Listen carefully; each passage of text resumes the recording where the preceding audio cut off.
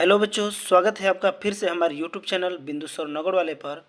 आज हम पढ़ेंगे एनसीईआरटी गणित कक्षा 10 का चैप्टर नंबर 6। इसमें हम जानेंगे 6 पार्ट के कंप्लीट थ्योरम क्या होती हैं और सभी थ्योरम पे कैसे सवाल आते हैं। यह 6 पार्ट का एक शॉर्ट रिवीजन होगा, इसलिए वीडियो को अंत तक जरूर देखें। तो चलिए हम शुरू करते हैं। इसमें हम देखते हैं प्रमेय नंबर 1। देखिए, यह प्रमेय 6.1 क्या कह रहा है। यह कह रहा है कि यदि किसी त्रिभुज की एक भुजा के समांतर अन्य दो भुजाओं को भिन्न भिन्न बिंदुओं पर प्रतिच्छेद करने के लिए एक रेखा खींची जाए तो ये अन्य दो भुजाएं एक ही अनुपात में विभाजित हो जाती हैं। देखिए क्या कह रहा है, इसका मतलब क्या है। ये त्रिभुज है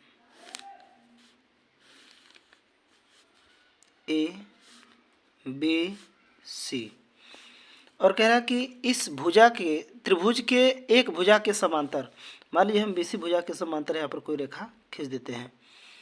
समांतर अन्य दो भुजाओं को भिन्न भिन्न बिंदुओं पर, ये भुजा ए बी और ए सी को दो भिन्न भिन्न बिंदुओं पर, एक यहाँ पर और एक यहाँ पर, भिन्न भिन्न बिंदुओं पर प्रतिच्छेद करने के लिए एक रेखा खींची जाए।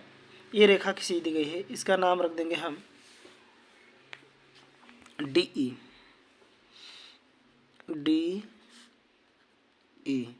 रेखा खींची जाए तो ये अन्य दो भुजाएं एक ही अनुपात में विभाजित हो जाती हैं। तो कह रहा कि ये जो भुजाएं हैं एक ही अनुपात में विभाजित होती हैं। मतलब हमको ये बताना है कि ए डी बटा डी बी बराबर ए ई बटा ई सी। तो चलिए हम लिखते हैं, पहले लिख लेते हैं हमें क्या क्या ज्ञात है। लिखेंगे हम ज्ञात है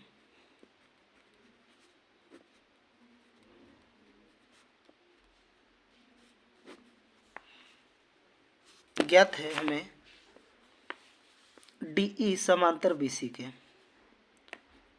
डी ई समांतर बी सी के, और हमें सिद्ध क्या करना है,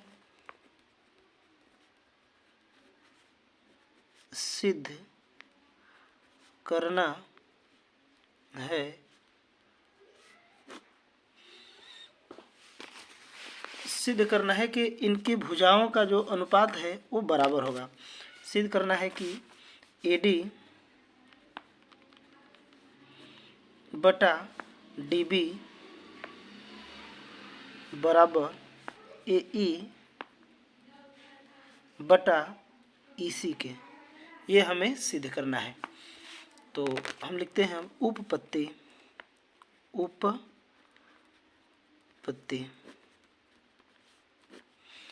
किसी भी प्रमेय को सिद्ध करने के लिए ये 3 हेडिंग्स बहुत ही जरूरी होते हैं। एक हमें क्या ज्ञात है और क्या सिद्ध करना है और उपपत्ति। इसके हेडिंग के आधार पर ही हम थ्योरम को सिद्ध करते हैं। तो चलिए हम देखते हैं। ऐसा करने के लिए हमें इसमें रचना करना पड़ेगा, इसमें कुछ रचना करना पड़ेगा। यहाँ लिख लेते हैं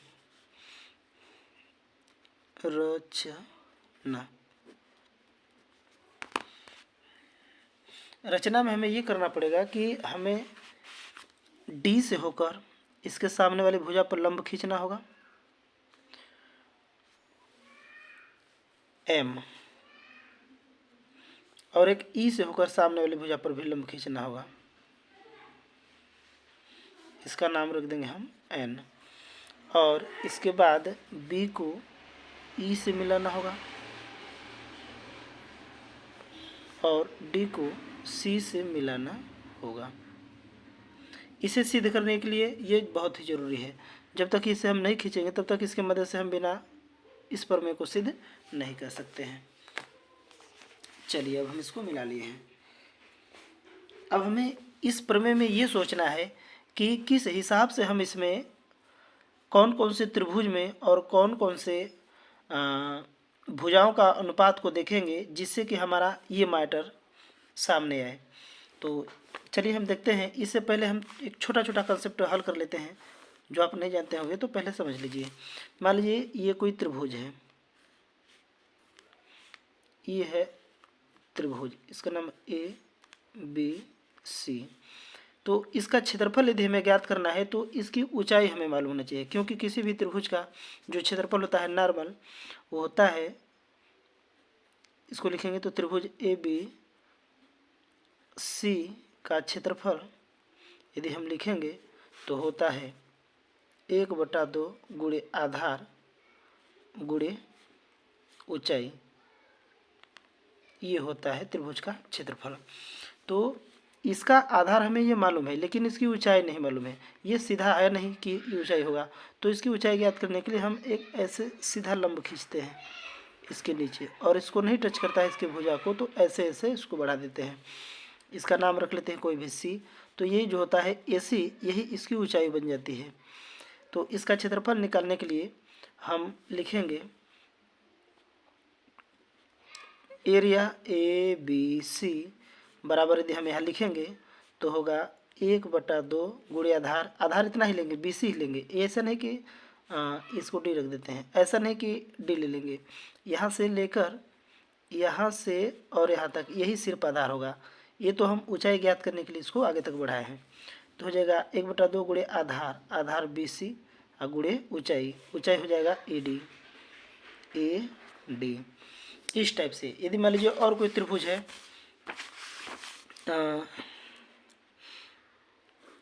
ये कोई त्रिभुज है, इसका क्षेत्रफल निकालने के लिए हमें इसकी ऊंचाई यहाँ पर लंब खींच देते हैं। मान लीजिए यहाँ पर PQRS है, तो इसका यदि हम निकालेंगे एरिया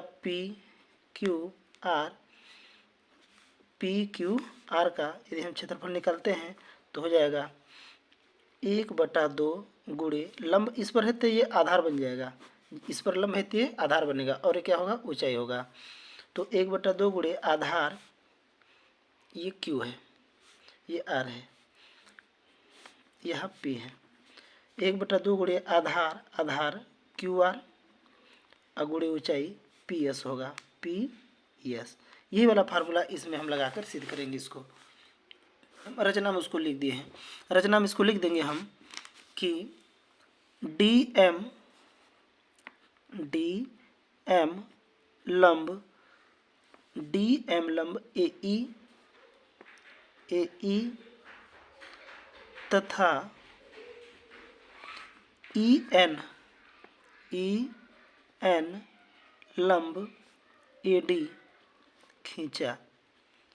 ये जो हम अपने से उसको मिलाए हैं इसको लिख देंगे रचना में।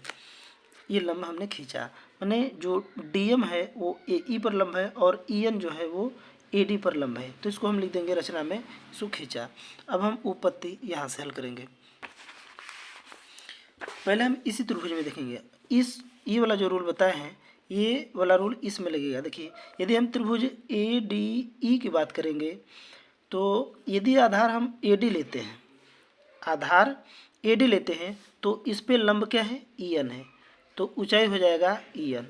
और इसी त्रिभुज के क्षेत्रफल की बात करें यदि, तो आधार यदि AE लेते हैं तो इस पे लंब क्या है, DM है। तो हम इसको 2 बार लेंगे, क्योंकि इधर के भुजा का भी अनुपात हमको बताना है और इधर के भुजा का भी अनुपात बताना है। तो अच्छा, एक बार ये हो गया। और इसी में BDE एक त्रिभुज बन रहा है, BDE यहाँ से, या EBD। तो ये जो त्रिभुज है इसके लिए भी इसका क्षेत्रफल हम निकालेंगे, तो इसके लिए भी ऊंचाई यही होगा, EN होगा, इसके लिए भी ऊंचाई EN होगा। तो चलिए हम देखते हैं, लिखेंगे त्रिभुज ADE में, त्रिभुज ADE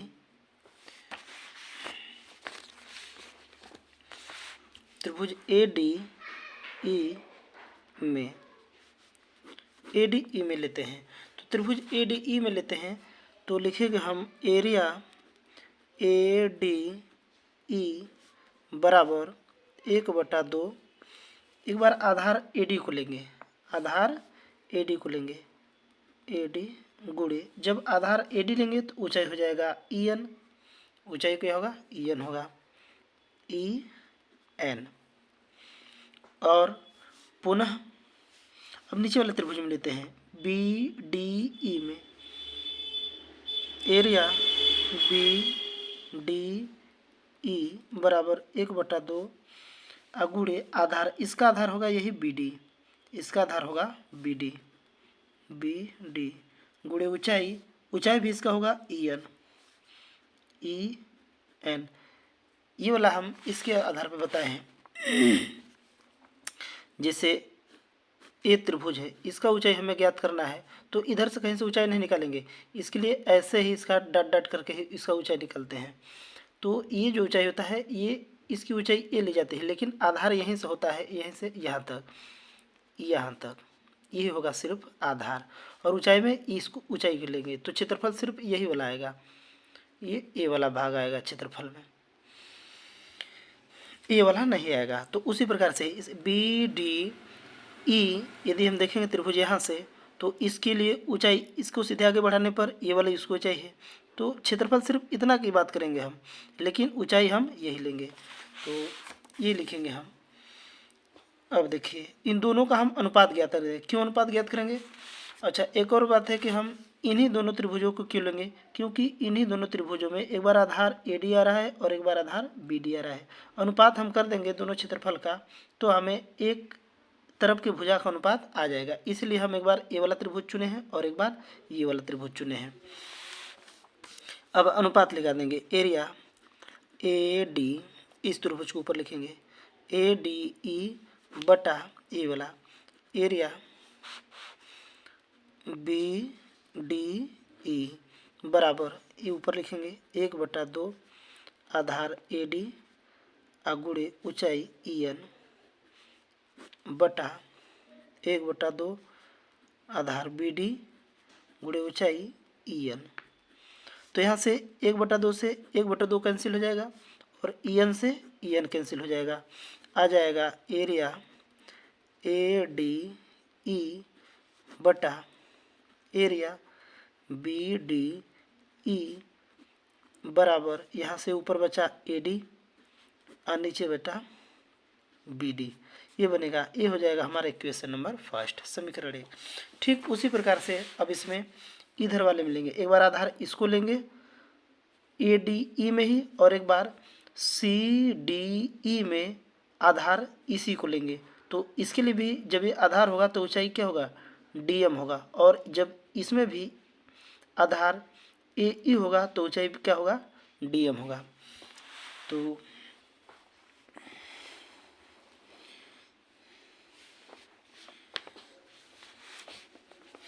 यहाँ पर हम ए डी ई लिखे हैं, यहाँ पर भी लिख देते हैं, यहाँ पर लिख देंगे त्रिभुज बी डी ई में, यहाँ पर इसमें लिए हैं तो हम बी डी ई में लिख देंगे त्रिभुज बी डी ई में, ये हो गया। ऐसे ही अब आगे चलते हैं। अब लेंगे हम त्रिभुज पुनः ए डी ई में, त्रिभुज ए डी ई में, ए डी ई में लेंगे तो क्या करा है, एरिया ए डी ई बराबर 1/2 आधार। अब देखिए ए डी ई का आधार जब ए ई लेंगे तो ऊंचाई डी एम हो जाएगा, तो आधार ए ई गुणे ऊंचाई डी एम। वैसे लेंगे इस त्रिभुज में सी डी ई में, एरिया त्रिभुज सी डी ई में, सी डी ई में, तो एरिया सी डी ई का लेंगे तो एरिया सी डी ई बराबर 1/2 गुणे आधार, देखिए इसका क्या होगा, ई सी होगा, और ऊंचाई क्या होगा, ये होगा डी एम ही होगा, क्योंकि इसको आगे बढ़ाएंगे तो डी एम ही होगा।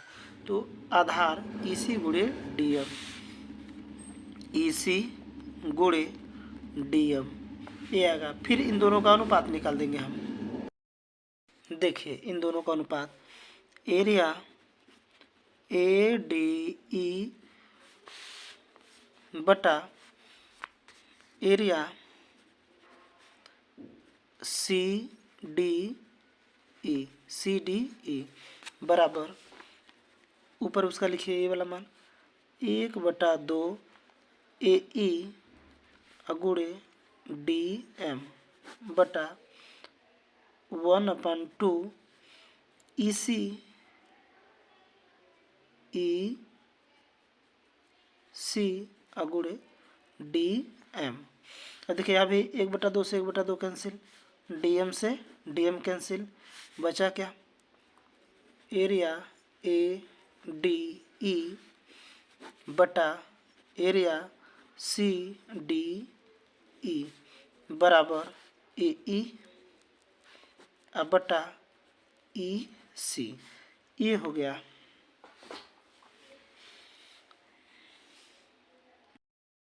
समीकरण नंबर 2।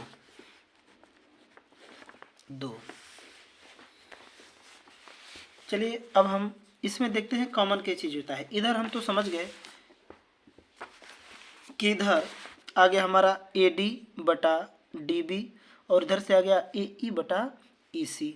अब हम देखते हैं कि ये दोनों बराबर कैसे होगा, क्योंकि यदि इस समीकरण 1 और 2 का यदि एक पक्ष कोई बराबर हो जाए, एक पक्ष यदि बराबर हो जाए तो दूसर का पक्ष अपने आप क्या हो जाएगा बराबर, लेकिन ये वाला बराबर नहीं है। तो हमें कोई ऐसा जुगाड़ लगाना पड़ेगा कि ये दोनों पक्ष क्या हो जाए, इधर का एक पक्ष इसका बराबर हो जाए तो ये दूसर का पक्ष अपने आप बराबर हो जाएगा। देखते हैं हम त्रिभुज में।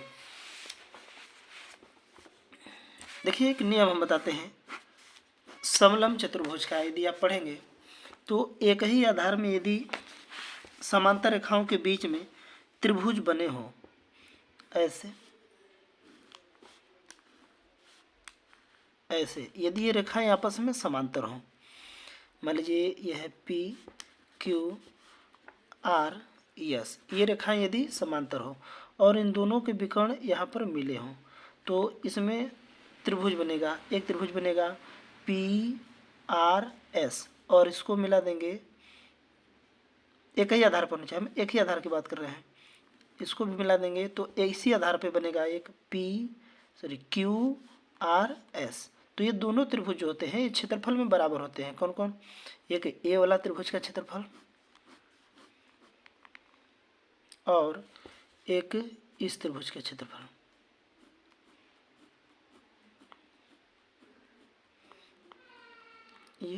ये वाला, ये दोनों क्षेत्रफल में आपस में बराबर होते हैं। कब, ये दोनों रेखा यदि समांतर हो तब एक ही आधार पर बने दोनों त्रिभुज का क्षेत्रफल क्या होगा बराबर होगा। मतलब इसमें होगा कि एरिया जो है वो पी आर एस बराबर होगा एरिया किसके, क्यू आर एस के। वही रूल इसमें फॉलो होगा। जब ये दोनों भुजाएं आपस में क्या है समांतर है, ये दोनों आपस में क्या है समांतर है, तो एक ही आधार, इस आधार पे बना क्षेत्रफल जो है एक बी डी ई का और एक सी डी ई का, ये दोनों आपस में बराबर होगा। तो इसी बात को हम यहाँ पर लिख देंगे। तो हम जानते हैं समलंब चतुर्भुज के नियमानुसार समलंब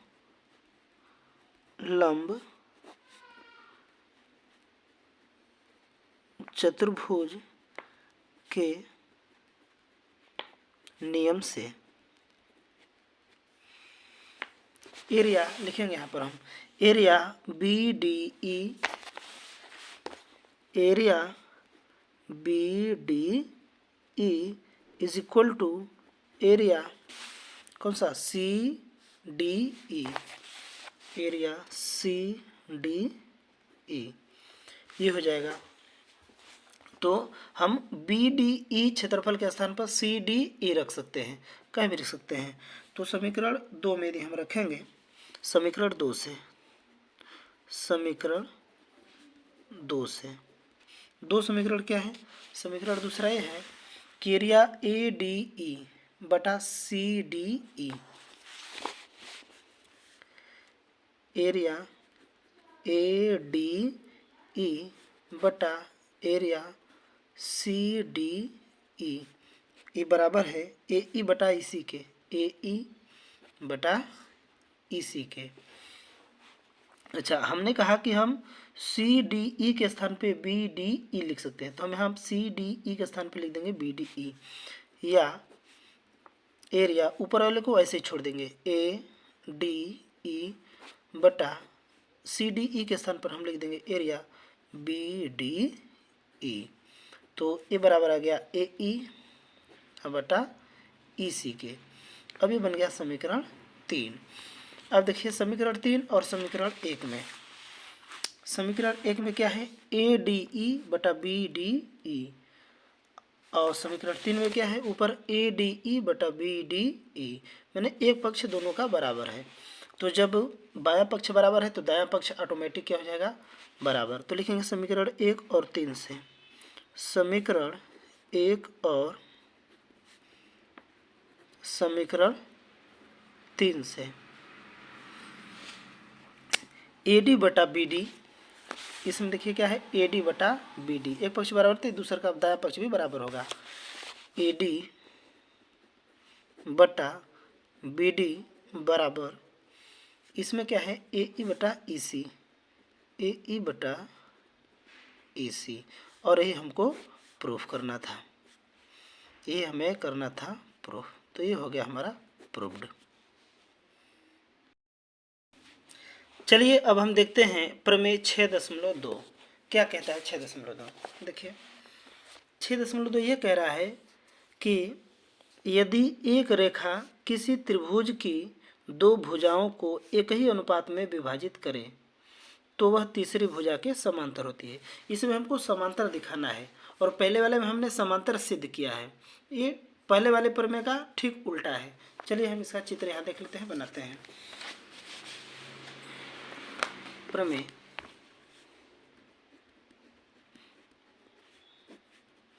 6.2 ये चित्र है। कोई त्रिभुज हम लेते हैं ए बी सी,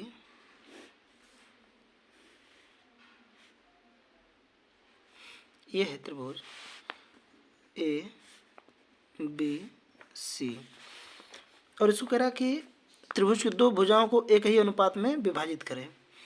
ये जो है एक डी ई रेखा है, एक ही अनुपात में इसको विभाजित कर रही है। ये है डी और यहाँ है ई, यहाँ डी और यहाँ ई। तो कह रहा है कि यह इसके समांतर होगी, ये हमको सिद्ध करना है। मतलब हमें ज्ञात है, ज्ञात है। देखिए वीडियो लंबा ना हो इसलिए रोक के मैंने लिख लिया है। इसमें हमें ज्ञात है कि ए डी बटा बी डी बराबर है ए ई बटा ई सी के, ए डी बटा बी डी बराबर ए ई बटा ई सी के, और सिद्ध क्या करना है कि डी ई समांतर होगी बी सी के। हम लिख दिए कि डी ई समांतर होगी बी सी की। चलिए मैं रचना में लिख देते हैं। हम मान लिए कि माना डी ई समांतर नहीं है बी सी के, बल्कि डी ई डैश समांतर है बी सी की। हमने लिख दिया कि माना डी ई भुजा बी सी के समांतर नहीं है, बल्कि D E dash B C के समांतर है। अब हम देखते हैं क्या होता है। जब उपपत्ति में हम देखेंगे, जब D E dash B C के समांतर है तो इनका अनुपात आपस में बराबर होगा। इसका मतलब ए डी बटा बी डी बराबर होगा ए ई डैश बटा ई डैश सी के। रचना से, किससे, रचना से, रचना से।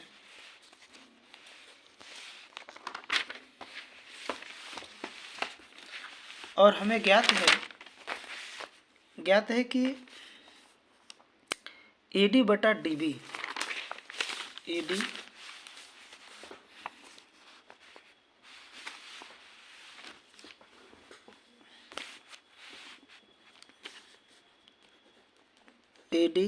बटा बी डी बराबर है ए ई बटा ई सी के। ये हमें यहाँ से ज्ञात है कि AD बटा BD बराबर है AE बटा EC के, ये हमें पहले से ज्ञात है।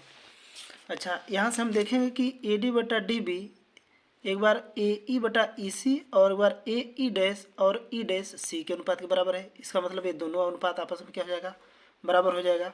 इसको यदि इक्वेशन नंबर फर्स्ट कर देते हैं, इसको समीकरण 1 कर देते हैं और इसे समीकरण 2 कर देते हैं, तो लिखेंगे समीकरण 1 और 2 से, समीकरण 1 और समीकरण 2 से।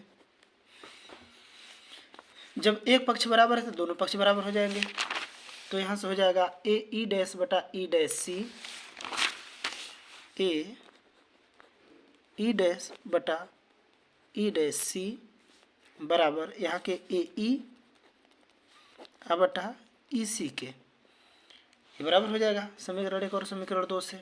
अब हम दोनों पक्षों में 1 जोड़ देंगे, तो लिखेंगे दोनों पक्षों में 1 जोड़ने पर by adding 1 in both side, तो क्या लिखेंगे AE डैश बटा E dash C plus 1 is equal to, लिखेंगे AE बटा EC, AE बटा EC प्लस 1। अब इसको हल करेंगे तो ये हो जाएगा AE dash plus E dash C अब बटा इसका गुणा इसमें करके सबके बटा एक कर देंगे E डैश C बराबर हो जाएगा यहाँ AE प्लस इसका गुणा इसमें करेंगे तो हो जाएगा EC और सबके बटा हो गया EC। अब देखिए हम क्या लिख सकते हैं, AE dash plus E dash C को क्या लिख सकते हैं, AE dash plus E dash C को पूरा AC लिख सकते हैं, क्योंकि यही तो दो भाग में इसको डिवाइड कर रहा है। AE dash plus E dash C को पूरा क्या लिख सकते हैं, AC, तो इसको हम लिख देंगे AC बटा यही रहेगा E डैश C बराबर, वैसे ही इसको क्या लिखेंगे AE प्लस EC, देखिए AE प्लस EC, इसको भी तो पूरा AC लिखेंगे, तो इसको भी लिख देंगे पूरा AC बटा EC। अब देखिए दोनों पक्ष में यहाँ भी AC यहाँ भी AC कट जाएगा एक एक बार में, तो 1 बटा E डैश C बराबर यहाँ भी हो जाएगा 1 बटा EC। अब 3 का गुणा हो जाएगा तो हो जाएगा EC बराबर E डैश C। देखिए अब हमने ये सिद्ध कर दिया कि EC बराबर है किसके, E डैश C के। देखते हैं चित्र में, EC बराबर है, यहाँ बराबर हो गया EC E डैश C के। तो देखिए EC बराबर होगा E डैश C के, यही C से ये दोनों दूरियां है, एक बार EC और एक बार E डैश C, तो ये कब संभव है, जब E डैश और E ये दोनों एक ही पर होगा तब ना EC बराबर E डैश C के बराबर होगा, नहीं तो ऐसे कैसे संभव है। जैसे यहाँ पर कोई ले लीजिए, यहाँ पर कोई पॉइंट है, यहाँ से दूरी नापना है P से, और यह एक यहाँ पर दूरी है, हाँ एक यहाँ पर है M और एक यहाँ पर ले लीजिए N, तो जितना दूरी PM का है, मान लीजिए 4 सेंटीमीटर कह रहा है, तो उतना ही कह रहा है कि जितना PM है उतना ही PN है, तो जब ये 4 सेंटीमीटर है तो ये भी तो पूरा 4 सेंटीमीटर होगा। इसका मतलब कि ये दोनों पॉइंट एक ही बिंदु पर है, ये दोनों बिंदु जो है एक ही पॉइंट पर है, तभी ऐसा संभव है। तो वैसे कह रहा है कि EC जितना है उतना ही E डैश C है, इसका मतलब E डैश और E दोनों एक ही पॉइंट पर है, तो इस बात को हमें लिखना होगा। यहाँ लिखेंगे यह तभी संभव है, तभी संभव है जब E डैश C तथा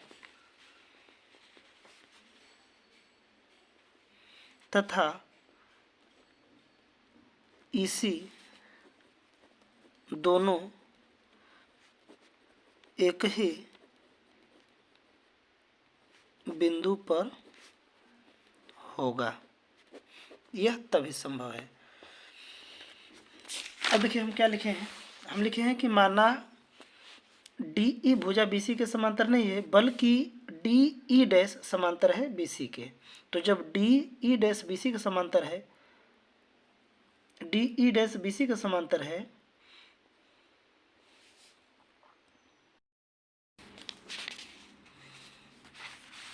यहाँ हम सी नहीं लिखेंगे, यहाँ लिखेंगे सिर्फ ई डैश और ई जब दोनों एक ही बिंदु पर होगा तब देखेंगे हम यहाँ पर कि जब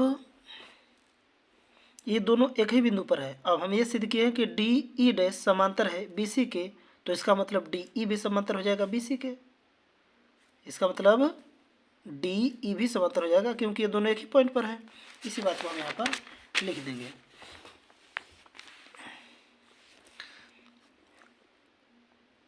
इसलिए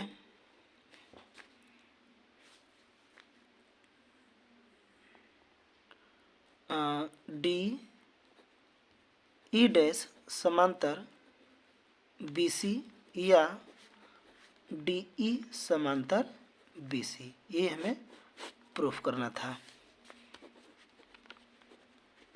प्रूव्ड।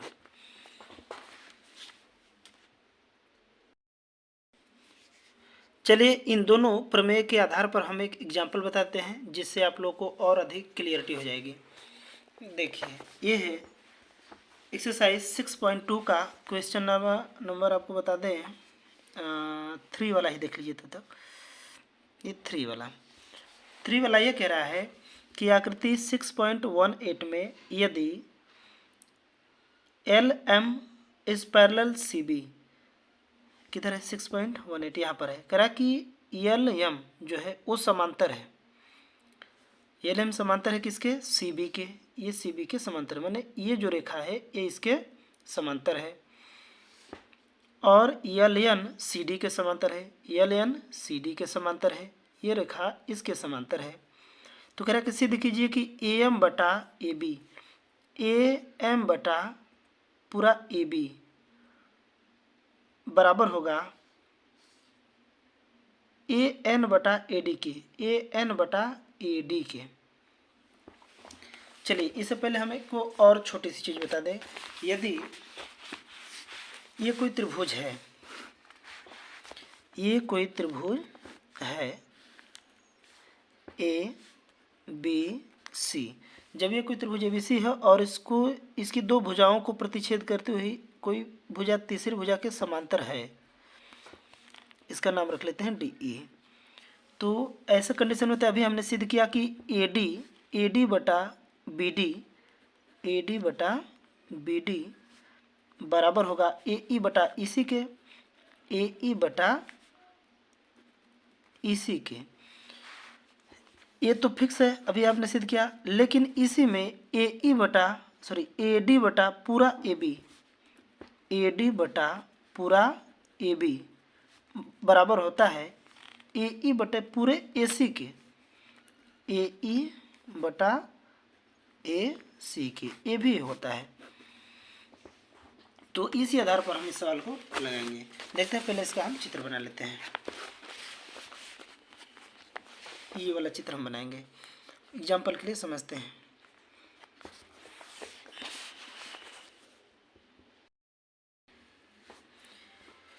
ये देखिए वीडियो लंबा ना हो इसलिए सुविधा के लिए मैंने लिख लिया है। हमें ज्ञात है कि एल एम समांतर बी सी के और एल एन समांतर सी डी के। हमें सिद्ध करना है ए एम बटा ए बी बराबर ए एन बटा पूरा ए डी के। तो हम बारी बारी से इसको सिद्ध करते हैं। लेते हैं त्रिभुज ए बी सी में, त्रिभुज ए बी सी में, ए बी सी में हम देखेंगे कि ये जो भुजा है इसके समांतर है, तो भुजाओं का अनुपात बराबर होगा। लिखेंगे कि एल एम समांतर है बी सी के, इसलिए ए एम बटा ए बी AM बटा AB बराबर होगा AM बटा AB बराबर होगा AL बटा AC के बराबर AL बटा पूरा AC के। ये समीकरण नंबर ए। अब हम उसी प्रकार से इसमें लेते हैं ADC में त्रिभुज ADC में त्रिभुज ADC में लेंगे तो ये भुजा आपस में क्या है, समांतर है, तो इनका भी अनुपात बराबर होगा AN बटा AD होगा। लिख देंगे पहले कि LN is parallel CD, so AN upon AD is equal to AL upon AC, that is equation number second. अब हम देखेंगे कि समीकरण 1 और समीकरण 2 में क्या कंपेयर करने लायक है।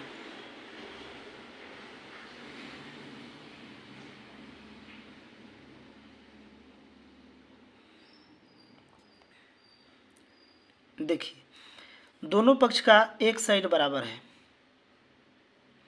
AL बटा AC और यहाँ भी AL बटा AC। जब एक साइड बराबर है तो दूसरा का साइड भी बराबर हो जाएगा। लिखेंगे समीकरण 1 और समीकरण 2 से। समीकरण 1 और समीकरण 2 से।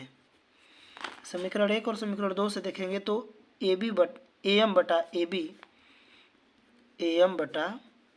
AB बराबर होगा AN बटा AD के और ये हमको प्रूफ करना था। That's proved. देखिए ये हमको सिद्ध करना था AM बटा AB बराबर AN बटा AD के, और ये हमने क्या कर दिया, सिद्ध कर दिया। ये हो गया आपका आंसर। चलिए शेष अगले पार्ट में। दोस्तों हमारे चैनल पर गणित, विज्ञान, अंग्रेजी का फुल कोर्स मिलेगा और अधिक वीडियो पाने के लिए हमारे चैनल को सब्सक्राइब करें, अधिक से अधिक शेयर करें और लाइक करना ना भूलें। धन्यवाद।